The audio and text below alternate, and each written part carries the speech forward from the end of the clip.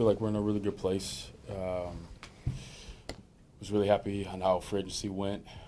Was able to really attack some needs that our roster had to have to compete and be a good football team.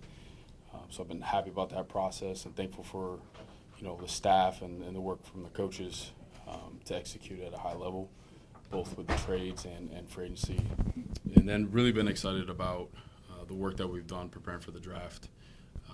We're kind of about to go down the home stretch. Scouts are going to come in town and really start to nail down the board. And we've taken some good trips just with the coaching staff. We went down to Austin, went to Columbus, and had a good time meeting with the players, digging a little bit deeper, getting them on the board, understanding what they know, what they might struggle with, and just have a better perspective on the guys that we're going to be looking at in the draft. So, again, thankful for the work that everybody's done in that process. This coaching staff has been outstanding with their evaluations, the volume of evaluations that they've done, and really been impressed with their ability to evaluate as well. So all of that's coming together. So I'll open up to questions. Ryan, you talked about the draft board kind of marrying up with needs for you this year. When you look at that collection of 4 picks on days 1 and day 2, what can you get done, and how much of it is sort of seeing those as a collection of picks as opposed to just 10 on its own and then trying to make that package work together? Yeah, and that's when we get back, and that's why I'm excited to get back and get working on that part of it, because once we kind of clean up the board based on some things that have happened in pro days, when we got injury reports back from the combine, and really get the board back, now we can start piecing that together to kind of see what is the collection of guys that we can get in that space and how can they impact our football team. The beautiful thing of what we did in free agency, and we talked about this a few weeks ago, is I really believe we can look at the draft as a situation where we take best available, which is really important. I think it's really important for this draft too, because I think just the way it is, I think kind of the top blues, I think that's condensed pretty small early in one, and then there's a wide range of really good starter level players that are going to range from probably single digits all the way into 50, 60, 70. So really trying to pair where the depth is and where you can get certain guys. And like I said, just the collection of those guys I think are going to be important in terms of moving the needle for us. Are you learning that Ben's more passionate about this position as opposed to that position, or especially when it comes to offense and maybe looking at these elite weapons, as he would say? Yeah, I think that's probably one of the cool parts of our relationship right now. We see things similarly, especially on the offensive side of the ball. He has a creative mind on how he can use players. So when we're watching and there's guys that can do a lot of different things, and it's kind of how I think too, is like how can we put the opposing defense in a bind trying to figure out what we're trying to do. That's what made me feel really good about Ben too, because I've felt that playing against them. I can actually, without even talking, I can kind of feel his excitement with his body language on what guys are doing, how he can use it. You can kind of see him thinking through that. So that part's been really cool to work through. Has a Kyler Gordon contract extension been put towards the back burner, or is it something that could still happen this offseason after all the money and cap space that's been used to this point? Yeah, no, that'll still be a priority. For me, on our exit meetings at the end of last season, I told a lot of the guys, in terms of future, if it was contracts or coming back, anything like that, the important thing is I got to get with our current and new, the new coaching staff, and kind of see how the different players fit based on what scheme we're going to be running. So we've been able to have those conversations, and I know Kyler is a guy that we want a part of this moving forward. So. The time of that, I'm not sure how that all is going to work out, but that is a priority. Ryan, in your first few drafts, your first-round pick has been a player at a position where it's clear you need a starter at that position. As you kind of said, your roster you guys have a lot of guys who could be considered starters. How does that kind of change the way, and you talked about the flexibility when you're looking at guys at 10, and you might have somebody that you feel good about in that spot. Yeah. How's that change? I mean, a good problem to have, I imagine. How does that kind of change the way that you're thinking about these things? Yeah, you're looking at it multiple ways. One, it's like short-term, long-term thinking. Two, it's, there's certain positions, like the premium ones, where, it's not guaranteed you're going to be a spot to to get one of those players. So if we end up with a surplus, then let's just figure it out after that and compete, and the best guy wins. And if someone's got a young guy's got to wait, then he has to wait. Or, other things can happen where other, the guys that are currently in those spots can get opportunities for other teams. So there's a lot of different options that can pop up. But we're kind of weighing all of those things and put it into the equation of how we're going to handle the, really all the picks, but 10 especially. How do you weigh that in terms of finding a franchise player like a left tackle there? When Braxton's been doing this now, going into year 4, but coming off the injury, Yep. And going into a contract year for himself, how do you view maybe going that route at 10, thinking ahead to the future too with Baker? Yeah, and then you throw, Cron in the mix, who, not only do I still think, highly of him, especially going back and just watching, the Washington game, there's a lot of signs of him being successful, especially the tackle position. But then he also went through a tough spot, which was, the way it was set up was unfortunate. Minnesota wasn't a great outing for him. So, but there's only a very small sample size there.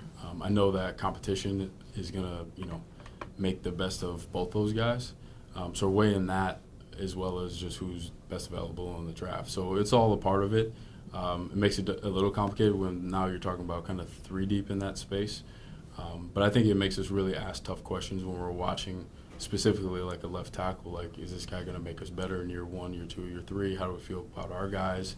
Especially in a case where, Dan and Kyle and Declan really haven't had time with either one of their tackles. So there's a lot to work through, but I'm confident that when we sit down and kind of talk through it and look at the guys in this year's draft, and plus we've got to see how it plays out too. There could be, if we have 2-3 guys that we think are in that spot, they may not be there at 10 either. So we'll be ready for all the different situations that can pop up. Kind of going off that with Caleb in place, any sense, I guess, this early where maybe some of these other quarterbacks might go this year? Is 10 in play for a team moving up, or where do you guys project maybe the quarterback conversation to be in this draft, which would help you get a player falling? Yeah, I'm not, for where we are right now, I'm not confident on exactly where the first 9 picks are going to fall. Yep.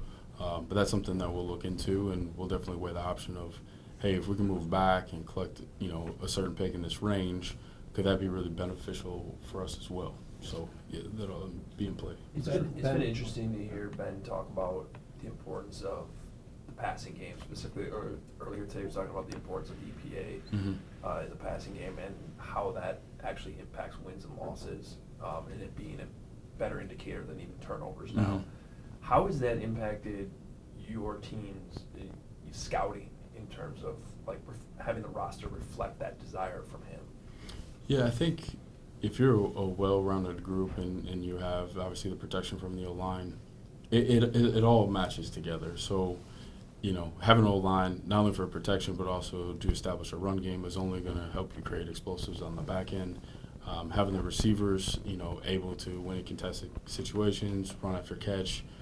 So to me, it's all tied together, and the more balanced we are, the more successful we can be, especially getting into that space where it does give you some indication of success, more than just something simple like turnover. So we want to build a very well-rounded team that's capable of having explosives. We know that's going to help us win games. I think it's been a work in progress trying to get all of these things lined up over the years. And we have an opportunity to kind of solidify that, to be balanced and kind of have everything we need to be successful on offense. And obviously we've invested a lot on defense too. So I think it's a cool opportunity for us to take steps there. What picture Ben is was saying- Dennis Allen painting for you and what he is looking for? Yeah, that's another thing I should probably have said in the opener. It's these coaches and their communication has been outstanding. He wants a very aggressive attacking defense, especially the defensive line, attacking the man in front of you, not so much playing laterally, two-gapping, or even penetrating in gaps. It's really just attacking the offensive lineman in front of you and creating disruption in the run game, and also to bubble back into the quarterback's feet to make it uncomfortable for the quarterback too. So that mentality is definitely going to be there. That's something we'll get done, and we have a lot, and we've done it, in free agency as well. Speed is another emphasis. both because of man coverage, but also just being able to get to the ball as fast as possible. Be a lot of man. Yeah. Ben was saying today that Brisker's been cleared. What do you Mhm. expect from him? And as a practical matter, Mhm. do you need to kind of have a 1B or some good depth behind him because you don't know whether concussions may pop up again? Yeah. Yep. With Brisker, he's been cleared. He's fired up. He texts all the time about draft stuff, and he wants to win and he No wants safeties. to be successful. What's that? No safety. No safety. Yeah. I'm guessing he likes the Penn State tight end. Yeah. So he's. I expect him to be himself. He's going to play his style of football.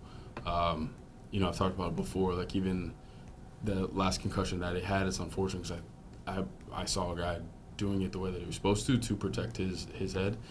So I think that was kind of an outlier. And I think there's certain positions, that safety position stuff, especially when you play a physical brand of football, which he does. So you're always going to want depth, really at any position. But it's definitely something that, we do have to consider. Ryan, there was so much talk last season and coming out of last season about the accountability piece to Mhm. things. What does that need to look like going forward, and how will Ben enforce it? It sounds like there's confidence that his Mhm. ability to get that will be something that he brings to the table. Yeah, I think it's just being able to call out, the things that aren't up to standard right there in the moment, man to man.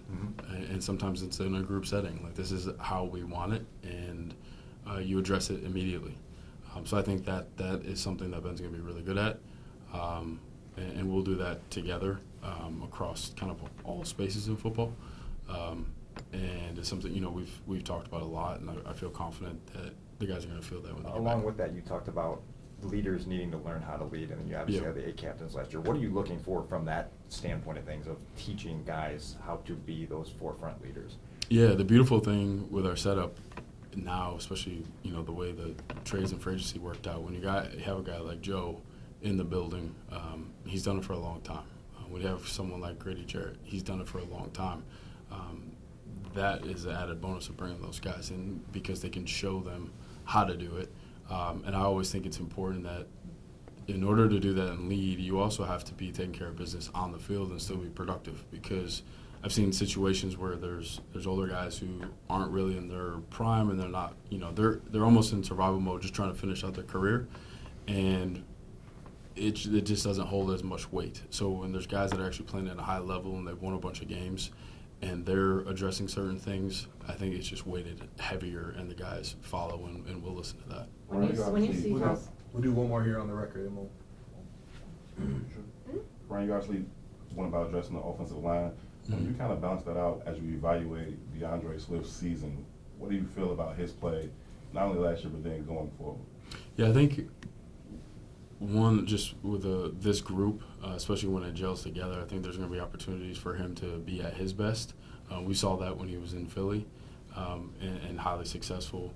When I go back to the tape, I think there's some certain things like getting to the second level, getting on the linebackers and the safeties, is going to allow him to really be at his best as well.